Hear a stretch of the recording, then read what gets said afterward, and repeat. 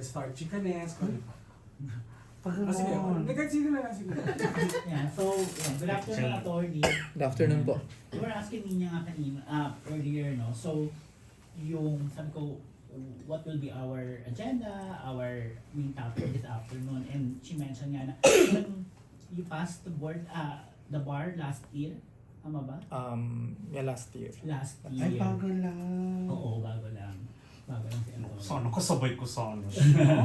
Nagtuloy lang ako. So we would like to know yung mga, kasi based doon sa initial parang materials that presented to us, parang a group of lawyers for Christ. Yes. So we wanted to really understand kung ano bang scope niyan, ano bang agenda, ano bang parang main goal of that lawyers for Christ group or in your part of that. Ayun po, yung Lawyers for Christ is one of the first things that I did upon passing the bar. I was planning initially to go into corporate. Pero God has another plan, so I was able to meet with several leaders, individuals na who have the same passion and vision as I have. Mainly the passion is to see change in the Philippines. Yung parang mga pagod na sa problema sa Pilipinas, mga ganun. Corruption. Corruption and everything. So we really think na a voice is needed para magkaroon ng pagbabago sa Pilipinas. And so yung Lawyers for Christ is composed of lawyers and Christian leaders who are one in dreaming for a better Philippines. How will that, let's say, impact or ano yung criteria ninyo in choosing your clients knowing that parang meron kayong certain advocacy or certain parang na pina-follow? Kasi Lawyers for Christ. But you know naman, syempre iba yung stigma pag sinabing lawyers. Yeah. So yung Lawyers for Christ is a faith-based organization. So first of all, it's a political organization na faith-based. Okay. Meaning it wants to be a Christian think tank organization pagdating sa mga policies, sa mga laws na it seeks to influence mga policymakers, mga thought leaders, and even the general public. Pagdating naman sa representation, we also accept representation from people, from clients, specifically yung mga clients whose individual rights are tawag dito, oppressed na mga individuals na yung kanilang mga karapatan ay nababiolate. We also advocate for them. So but primarily, mainly, Lawyers for Christ is a think tank. Siguro mas magandang ganun siya tingnan. It's an organization who seeks to influence the thought leaders of our time, policymakers, para pag nag-craft sila ng mga laws, ng mga policies, these policies are really anchored in Christian principles, in biblical principles. Kaya siya Lawyers for Christ. So hindi ka lang lawyer. So you are a lawyer for Christ. So the idea is to itong mga legal professionals who are Christians na magsama-sama and seek to influence yung current na society natin. To be very honest about it. Okay. Question from Kapamilya Online World. Isa na sa akin eh. Sabi niya, ano po, what inspired you to pursue both biblical studies and a career in law? And how have these two fields influenced your approach to public service? Yung biblical studies, kinuha ko siya because at the time I was really looking for an undergraduate degree that would be different from other degrees. Ang sabi ko sa sarili ko, if ever I'm going to study, I'm going to seek for myself a different kind of education, something that is different Lumaki kasi ako sa family na puro mga teachers tas mga iba-ibang mga professionals. Pero parang trinay ko yon kaya parang ang dami kong degrees na kinuha before. Pero lagi ako nagsasawa. So sabi ko, not for me really. Kaya nung kumuha ko ng biblical studies, ng theology, ayun, dun siguro nakuha ko ng challenge doon. And really, nagkaroon ako for the first time in my life ng deeper understanding ng mga greatest questions of my life, ako personally. Like, ang mga question ko kasi when I was young, may Diyos ba talaga? Mga ganon. So, how do I become a good Christian? Parang ganon. Basically, I want to answer yung greatest questions of life. Who am I? Where did I come from? Where am I going? How do I get there? So, these are my interests. So, I am theologically and philosophically inclined. And because of that, I think na nung nag-take ako ng law, I think I have ang pinaghugutan ko kasi theology. So parang meron yung Christian anthropology, for example. I-relate ko lang yan sa mga ginagawa namin sa Lawyers for Christ. Like for example, when you are crafting a law, okay? Kapag ang thinking mo, dahil tinuro sa amin Christian anthropology, this is consistent sa Christian traditions and in Christian anthropology, that man is a moral creature but he is also a fallen creature. Ibig sabihin, makasalanan siya. So kapag gagawa ka ng batas, ang iniisip mo, halimbawa, legislator ako, Christian na legislator ako, gagawa ako ng batas, ang iniisip mo, paano kaya mapipigilan ng gagawin kong batas itong pagiging makasalanan ng isang tao? Pansinin niyo sa lipunan natin, for example, napakaraming mga corrupt, especially those who are mga politicians, those who are in the government. Pwede kasing mag-tribe sila kapag ang understanding mo yung tao, makasalanan yan. Kapag may opportunity yan, magko-corrupt yan. So gagawa ka ng mga systems, ng mga policies, ng mga laws kung saan mahihirapan silang gumawa ng corruption. And kailangan ng law if you want a society that will be prosperous, you cannot live in a lawless society. Yun siguro yun. So, you want to see justice. Aside from justice, you want also to see mercy done. Kaya ganun. So, parang, parang if theology is the queen of all sciences, tapos yung philosophy yung king, tapos yung law, parang connected siya, related siya. So, parang it's a natural progression from my degree in theology and then in philosophy and then in law.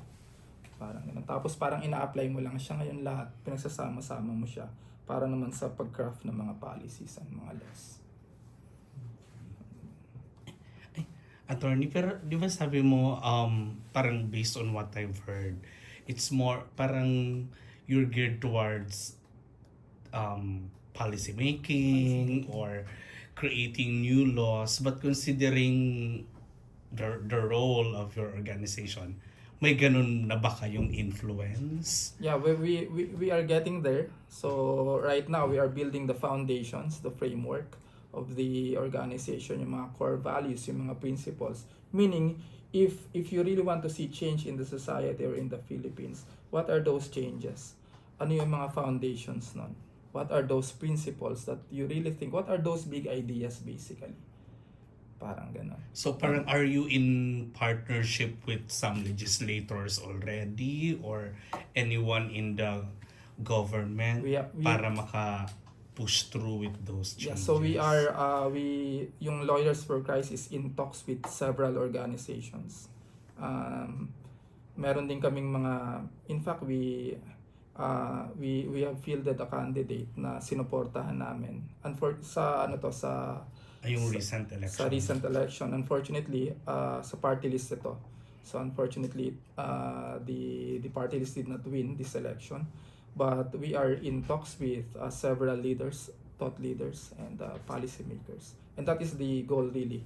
Makarating sa Congress, sa Senate, and yung mga mapag-usapan yung mga ideas na we think will help the society. And sorry, in terms of number, how many lawyers are yes, right now there are 6 of us in the organization. Okay. And we are growing our movement. We have in fact scholars na mga nasa undergraduate degrees who if they want to become lawyers, also we are also helping them hanggang sa pag-take nila ng we have in fact scholars right now studying law. And may clientele na po kayo? Yeah, we offer our services to basically anyone. Ganun. Okay. Hindi siya yung tipong parang member of a Christian religion or hindi ganon. So anyone. So anyone can have legal consultation with Lawyers for Christ. Just like what I said a while ago, we also champion yung mga individual rights. No, pag na-feeling mo na violate yung individual right mo ng government or ng kung sino man, and you want representation but you can't afford it, Lawyers for Christ is one of your options. You can't afford it, meaning you're providing it for free? Yung legal consultation, and if kailangan umabot doon sa litigation, because you also advocate for compromise settlements, mediation, arbitration, like that, na hindi naaabot sa litigation, because we are also in the Lawyers for Christ is also in the Ministry of Reconciliation, na pinagbabati mo yung mga, if the dispute is reconcilable, meaning mediatable, pwede naman i-mediate or i-arbitrate, ba't mo pagkakitaan yung mga kliyente? So pagbatiin mo sila, na-restore mo na yung relationship nila, hindi pa sila gumastos. So that is also one of our advocacies, in line with the policy of the Supreme Court, na yung mga cases that are mediatable na pwedeng i-settle na lang out of court. Meron po bang specific moment or experience kayo na nag-trigger sa inyo to have this kind of passion? Lalo na sa dami ng problema sa Pilipinas, meron bang specific na issue? Yun yung pinaka-issue siguro na yung number one na issue na alam ko na hindi lang ako yung nag-iisip. Alam ko kahit na ito yung mga nakakapakinig sa atin are also passionate about is number one yung issue ng corruption sa atin sa Pilipinas. Right? Recently I was in Korea. I traveled in Korea. And isa sa mga friends namin doon na sabi niya, nabanggit niya sa amin na mahal nila yung Pilipinas. They love the Philippines because after the war in 1953, matapos yung Korean War, yung Pilipinas ang isa sa mga tumulong sa kanila para makabangon sila sa kanilang ekonomiya. So, understand na yung Pilipinas before, we are a very progressive, first world country tayo. Ganun yung datingan natin sa Asia. So, ang tanong is what happened? Ngayon, tayo yung ekonomiya natin nahuhuli, di ba? And we do not lack resources. We have all the resources that we need. Bata pa ako, alam ko na tinuturo na sa atin sa paral natin, napakayaman ng Pilipinas, di ba? Napapalibutan tayo ng mga karagatan, kabundukan, lahat ng pagpapala ng Panginoon ibinigay na sa Pilipinas. Pero yung napakarami pa rin naghihirap sa Pilipinas. We don't feel that we are rich. We don't feel that we are prosperous. So, yun, matinding trigger sa akin yung pag pinag-uusapan yung corruption. Kasi, minsan ang iniisip natin pag pinag-uusapan yung corruption, parang wala tayong magagawa eh. Di ba? Parang it's a hopeless case. It's a hopeless scenario. Everybody talks about corruption but it's there everywhere. It's ubiquitous. It's common knowledge to everyone. Pero yung solution, how do you solve corruption? Ayun siguro yun siguro yung pinaka number one trigger why I am so passionate na nung nagkaroon kami ng ganitong organization. That is really to battle corruption in the Philippines. And secondly, yung question na how do you eradicate corruption if not curb it? How do you lessen it? How do you stop it? Siguro magandang question ito, hindi lang sa organization namin, kundi sa bawat isang mga Pilipino. Kasi lahat tayo apektado nito eh. Kapag corrupt yung bansa natin, corrupt yung mga official natin, nakita ba ninyo yung effect nun sa mga tao? Even yung mga tao, parang makakorrupt din sila mag-isip. So para siyang cancer na nagsisimula sa top, tapos naapektuhan niya lahat hanggang sa pinaka mga laylayan. So corruption affects each and every one of us. So yung Lawyers for Christ is a small voice siguro. We want to do something for the Philippines, for our fellow Filipinos, na maging prosperous, umasenso tayo talaga, maging mayaman tayo, makaalis tayo dun sa corruption. Makita natin talaga kung gaano tayo pinagpala na bansa. Attorney, gusto ko lang i-connect yung na-mention mo sa politics, no? Ang Lawyers for Christ ba registered o may plan kayo i-register so that you can siguro run for a party list soon?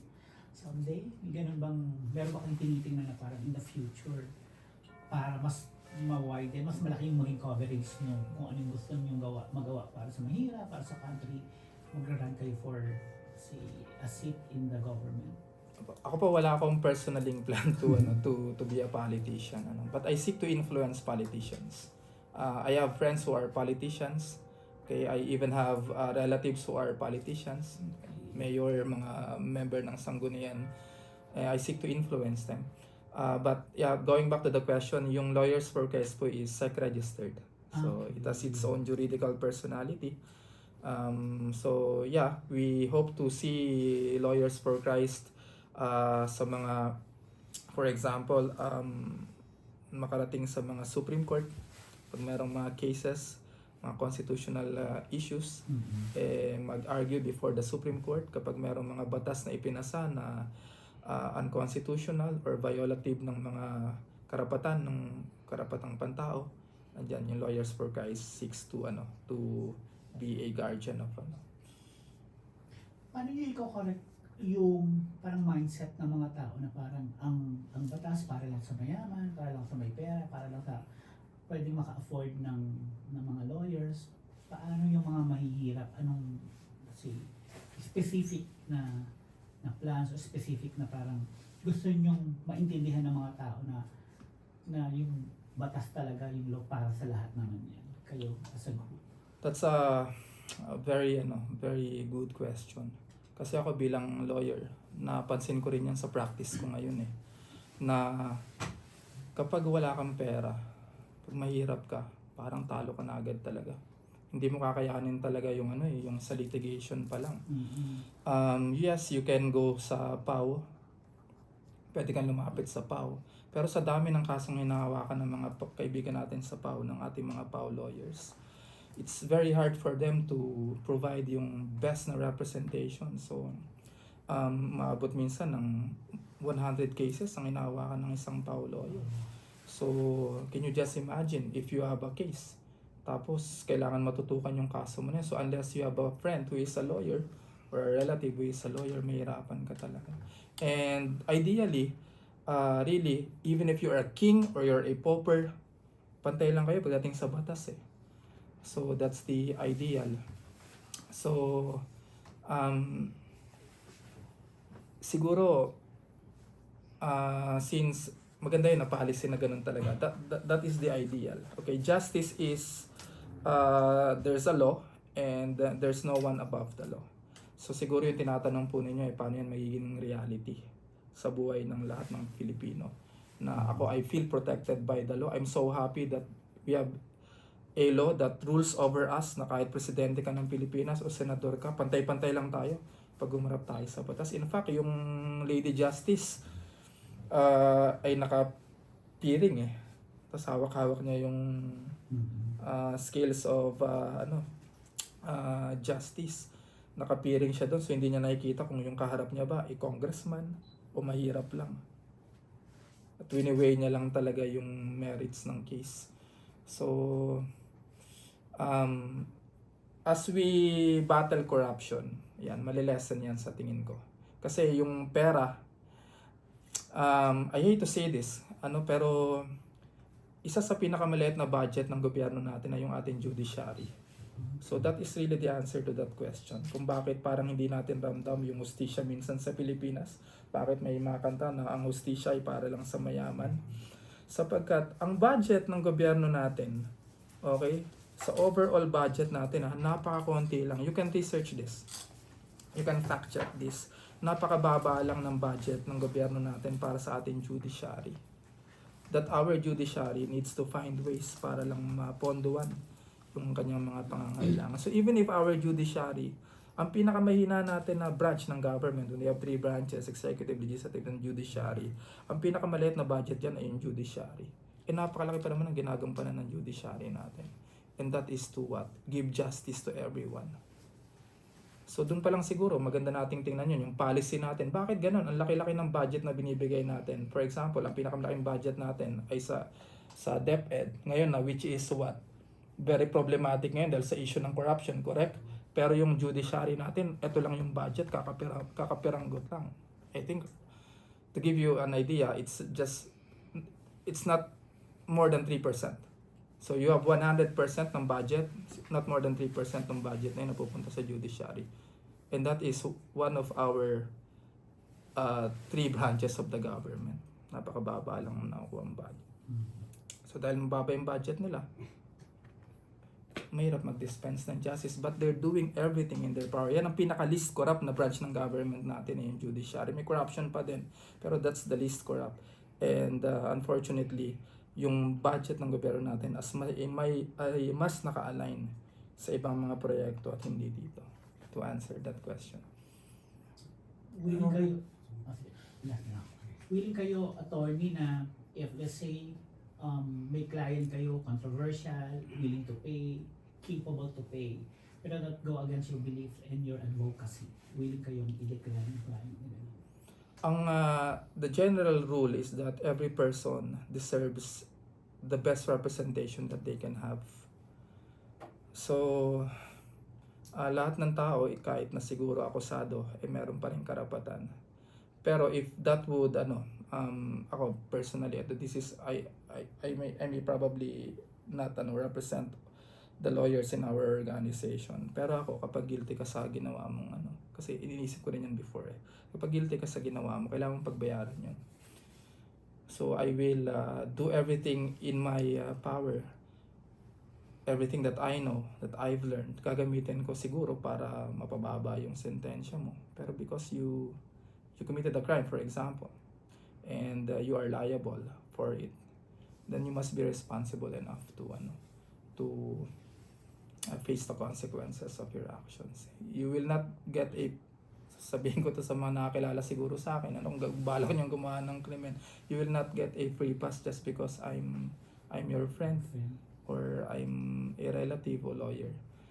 Pag gumawa ka ng mali, kailangan mong pagbayaran. Pero gagawin ko yung makakaya ko para siguro mapababa yung kaso, mabigay yung best case scenario for you. Yung ganyang thoughts po sa inyo lang or sinasabi nyo sa Personal yan. personal? Pero paano nyo siya masasabi sa kliyente? Sasabihin mo talaga yun sa kliyente. Pag nandyan yung kliyente, tatanungin ko sa kanya, ginawa mo ba? For example, did you really do it? For example, ng rape yan. Ginawa mo ba? Opo, ginawa ko. Sasabihin ko na rin sa'yo na ito yung kailangan, dahil ginawa mo yun, kailangan mo yung pagbayaran. So magdadalawang isip siya ngayon. Iisipin niya, kunin ko pa ba to? Kunin ko pa ba to si Attorney Ronald?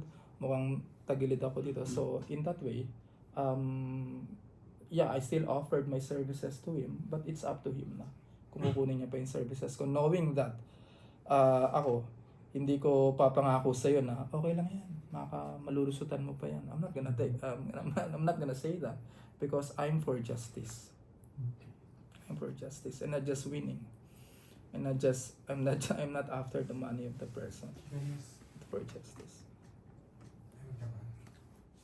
Bali, paano po namin kayo makokontak and yung grupo nyo po? You can find us po sa Facebook, yung Lawyers for Christ. Meron kami dong mga magigiting na mga administrators na sasagot po sa inyo kung meron po kayong mga katanungan. You can also even go to my personal Facebook page. Hanapin nyo lang po yung pangalan ko po doon, Ronald Toledo. For the last question I from Kabamilon and World, what advice would you give to young Christians who aspire to enter the legal profession and use their careers for the greater good? Excuse me po, sorry po. Ano ba yung advice niya magiging po sa mga young Christians po na gusto nag-aspire po na mag-enter sa legal profession and use their careers for greater good po? Yeah, that's a very good I'm telling you now that lawyering is hard. Advocating for people's rights is hard. But if if you really think na the Lord is calling you to be a lawyer, to be a champion of people's rights, go for it. And in your heart, set apart Jesus Christ as Lord. And be willing to follow. Kung yan ang pinapagawa sa ng Panginoon, then do it. Sasamahan ka niya hanggang dulo. Wala kang, kahit na gaano kahirap yung pagdadaanan mo, ma-accomplish mo yan. So yun lang, go for it. Kung tinatawag ka ng Panginoon sa ano yan, sa area na yan, go for it. And ang siguro masasabi ko lang, if it's worth doing, it's worth doing well. So do it with excellence. Gawin niyo with excellence. Hindi yung ginusto mo lang. Talagang kapag pinasok mo yan, I will do this excellently. Thank you. Okay po.